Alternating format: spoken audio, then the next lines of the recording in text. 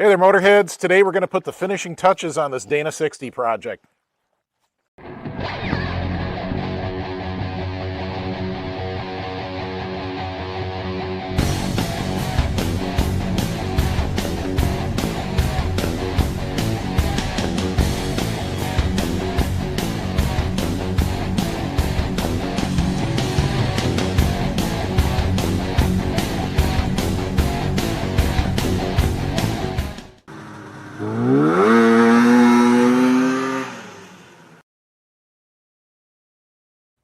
All right, Motorheads, so the dry flange is in there, but we need a cover for it, and I don't like the crappy old tin covers that Chevy used. We're going to make a nice aluminum cover. I've got an O-ring here. The O-ring is a dash 341 O-ring. There's a picture of the bag if you care. Fits really well. I've been playing with the depth on the flange, and it appears that I want it to be a 1/2 inch deep. That gives me good compression on the floppy rubber seal, but not too much. I don't know, I'm kind of taking a guess there, but that's what it seems to be.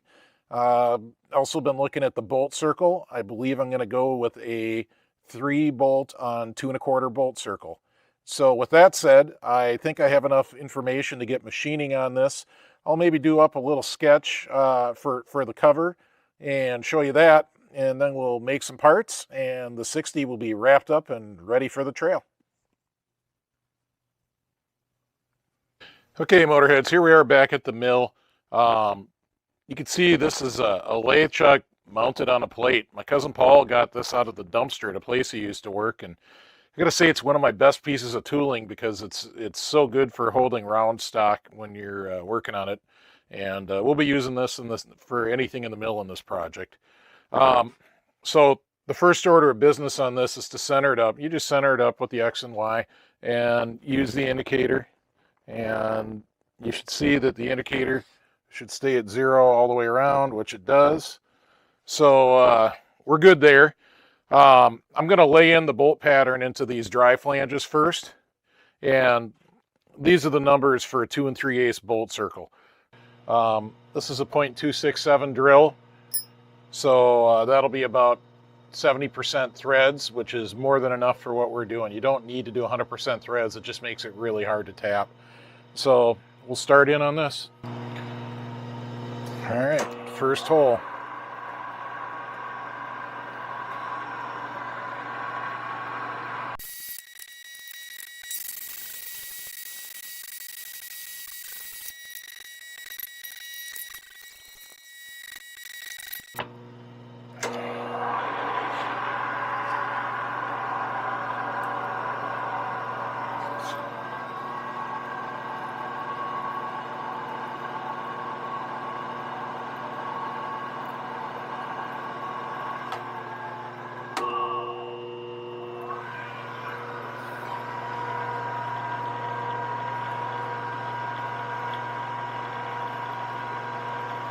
Power tapping, it's the only way to go.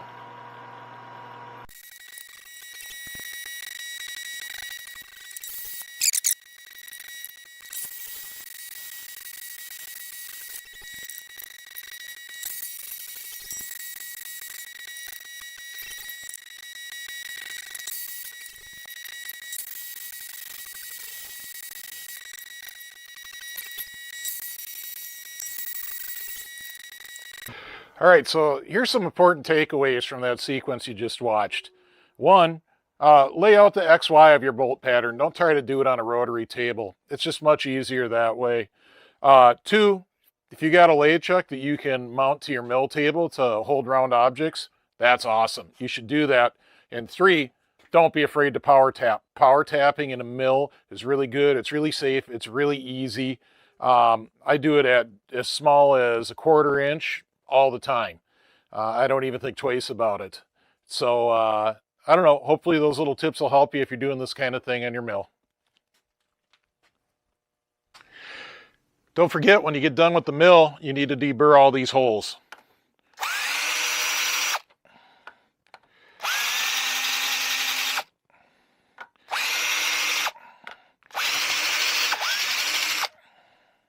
That's all it takes.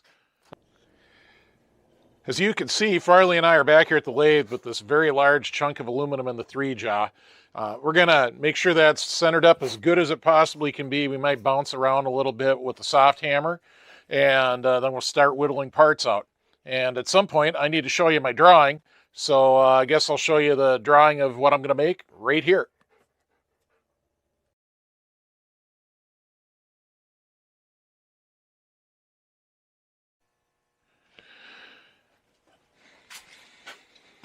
Okay, I mentioned thumping this in with the soft hammer. This is what I'm talking about. Basically indicate it, and there's a lot of run out. Let me turn this indicator so you can see it a little bit better. Maybe run this out of the way.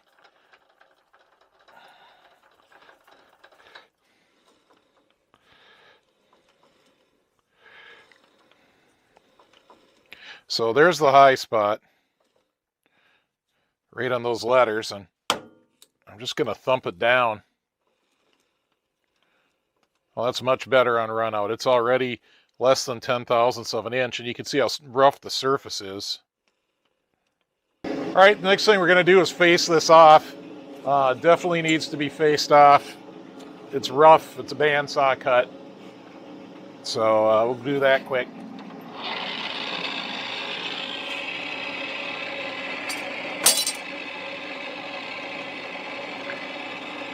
All right, we're set up. Looks pretty good on feeds and speeds.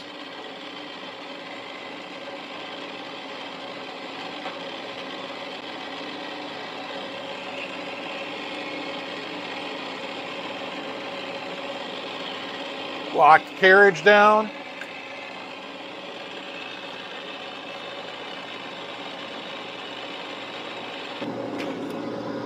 All right, the next op we're going to do is this counter bore for the end of the stub shaft and the snap ring.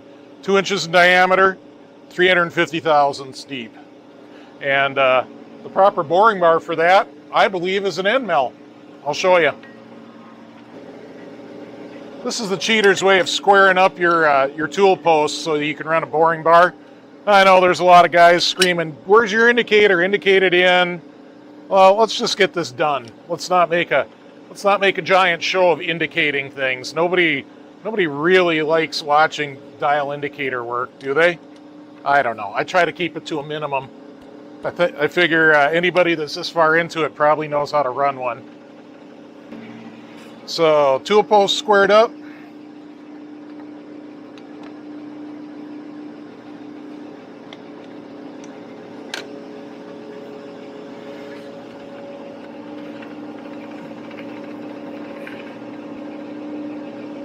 And we're just going to eyeball the end mill. This is a center cutting end mill. It's a well-done type, so it's got flats for the set screws so it won't twist on me. I don't know what else to say about it. It works pretty good. Maybe I should move the camera.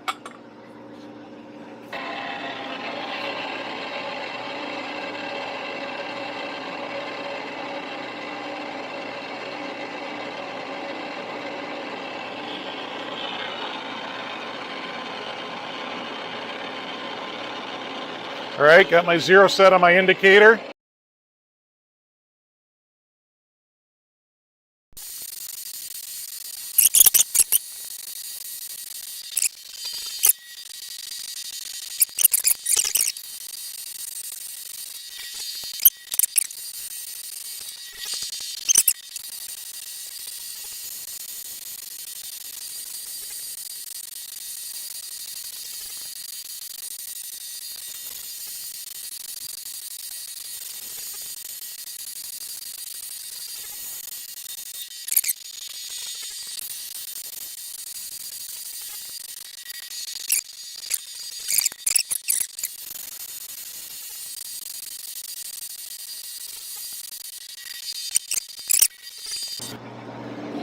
All right, the next step is 3.635, and it's a 1/2 inch deep.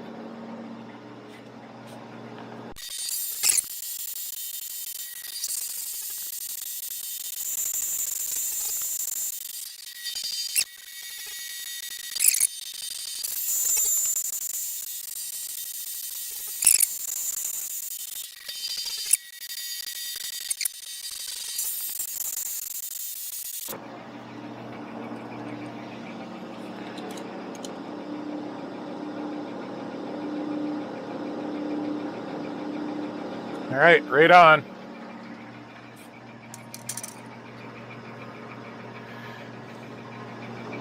So our next cut is 3.46, and that's 350 thousandths deep.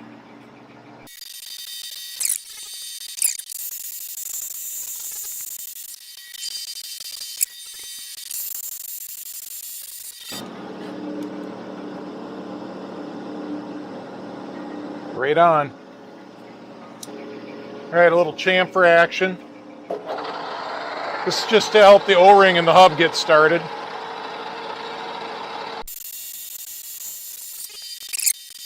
A little deburr action.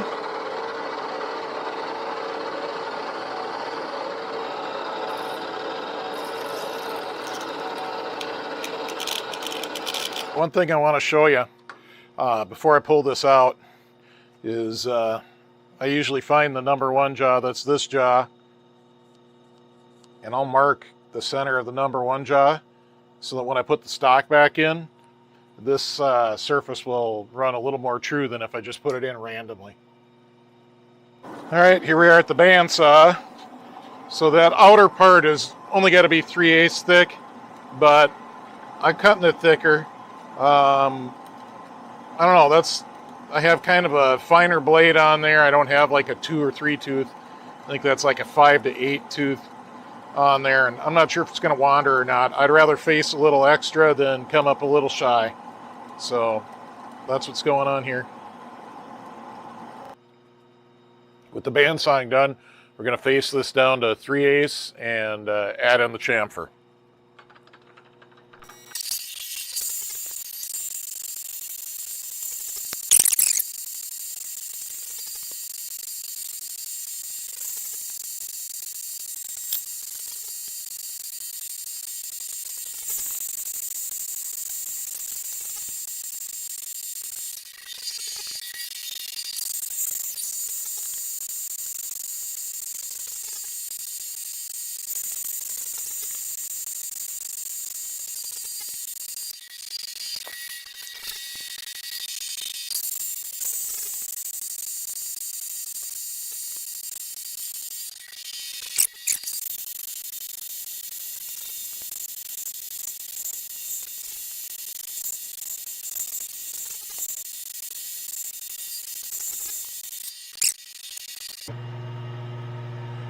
Well, we're back here at the mill again. I'm going to lay in that same 3-hole bolt pattern from before. Same numbers. In fact, I haven't even moved it out the last hole I drilled. We're going to go around and drill with 21/32 drill bit. And then we're going to come back with a 7/16 2-flute end mill in a collet and countersink for all the holes so that the head of the bolt will be flush or below flush.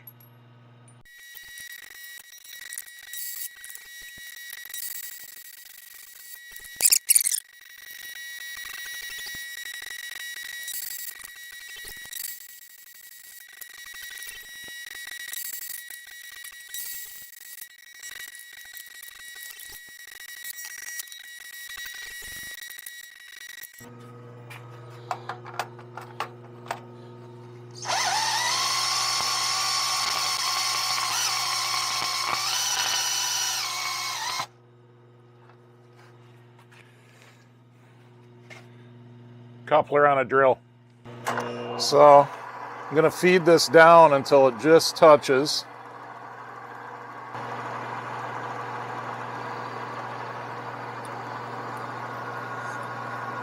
Now I'm running the quill stop up to that.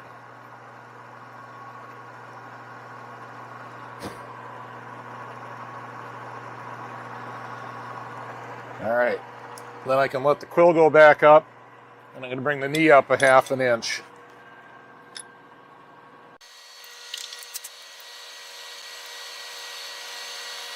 All right, now I can just peck down.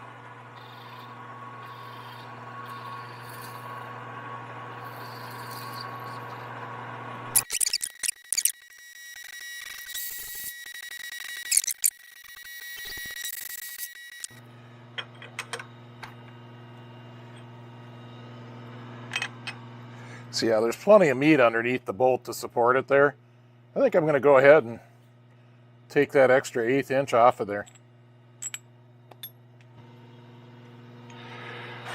All right, here it is after facing that additional 1/8 inch off. No regrets about doing that at all. This outer face is still 1/4 inch thick here, at least. Yeah, 1/4 inch thick. And then I just want to point out that when I'm doing all the work on this side in the lathe, I'm clamping up on this surface, not the O-ring surface, but this other smaller lip, because that's just kind of centering it in the hub. It isn't really doing anything. I didn't want to clamp on the O-ring surface because, well, then that would be a potential leak point. And so you can see the screw fits just below the surface. I put a pretty generous chamfer on all those holes, just so if I ever touch it on a rock, hopefully it won't smear over the screw as bad. I'm sure whenever it's time for me to take this apart, though, I'm going to be digging aluminum out to get the screws out. That's just rock crawling life. All right, before we go for round 2 on the lathe, you can see why the end mill wasn't working so good as a boring bar. It's all clogged up with aluminum. So I'm going to try to pick that aluminum out. Maybe I'll get out the muriatic acid and dissolve it if I can't clean it out good enough. All right, get the muriatic acid, got it in this little paint cup. You can probably still see the aluminum in the end there. I just can't get it out with the pick.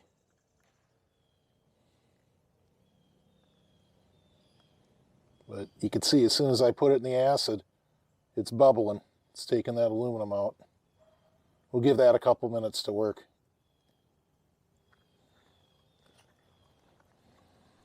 Okay, I got my end mill cleaned up, good as new. We're going to do this first op, and I saved that muriatic acid. I figure I'll use it again right away after we're done doing that bore.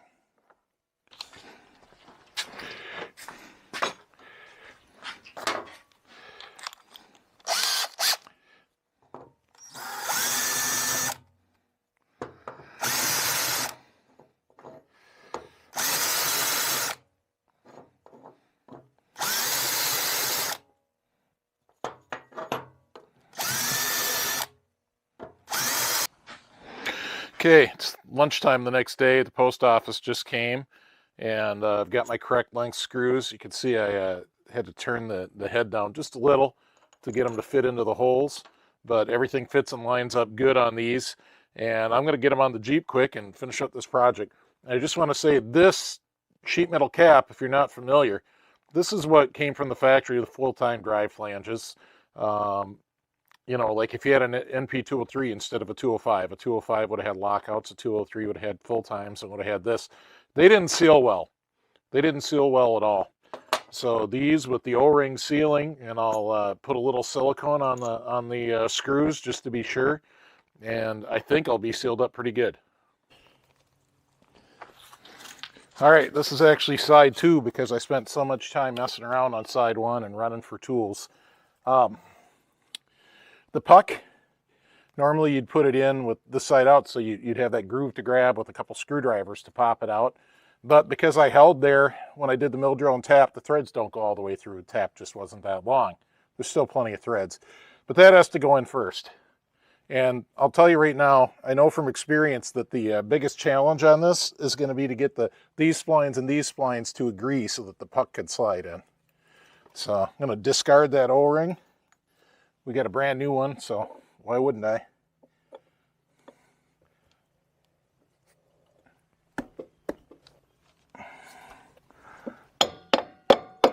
All right.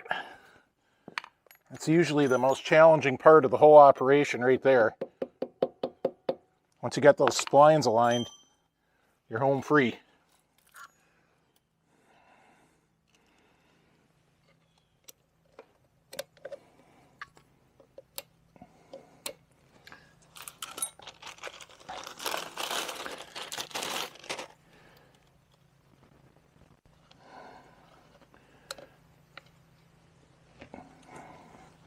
Brand new O-ring, because why not? I have a package of 10 of them.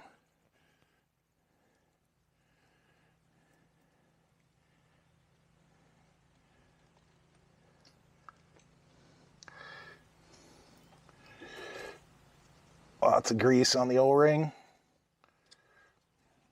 Helps everything slide together. All right, then I'm going to use these longer bolts just to help things get started.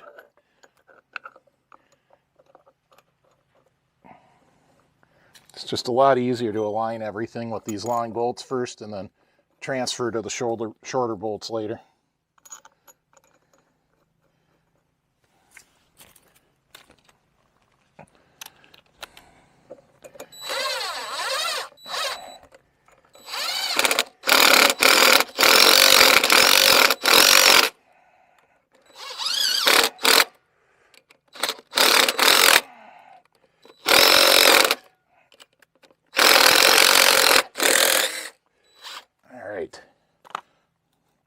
So I got my tube of Ultra Black, which of course is junk there.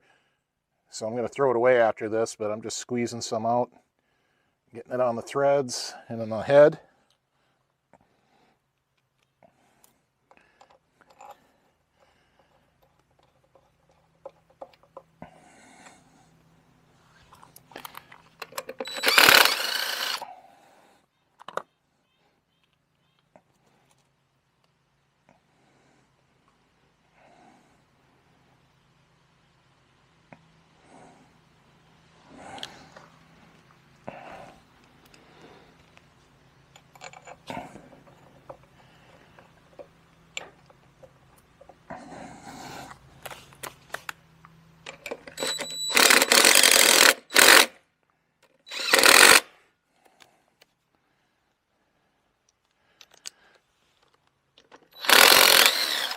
So you can see that those longer bolts work great for lining it up, but they're bottomed out in the puck because the threads don't go all the way through. So I do have to switch out to these 1-inchers here.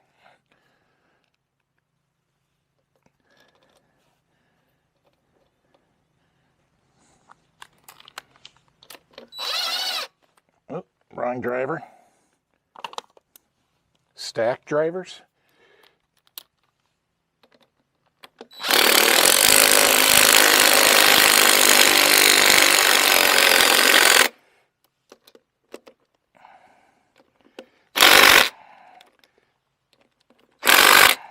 That's that. So I like my design. I built in that 1/2-inch depth spacer, and so that stops it from pulling too hard on the rubber seal and the thrust bushing, but it doesn't bind everything up with that 1/2-inch spacer. I could have probably went thinner, but I'm pretty sure this is going to seal up real good. If it ever gives me any problems, I'll just pull this outer cap off and trim it down in the lathe. But I'm not anticipating problems. I think this is better sealed up than most people's hubs and lockouts are. Well,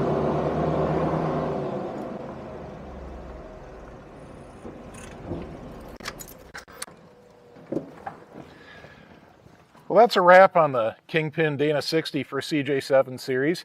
I hope if you haven't watched the whole thing, I hope you'll go back and watch all of it. There's been a lot of work, but it's been really good. I enjoy doing my own work. I'm glad I didn't just go out and write a check for a complete assembly. So if you want to see the whole thing, all the way from a bare housing, narrowing the shaft, setting up gears, kingpin assembly, well, it's all there. Click on that link in that corner. That'll take you to the playlist. Thanks for watching, and hope to see you on the trail sometime.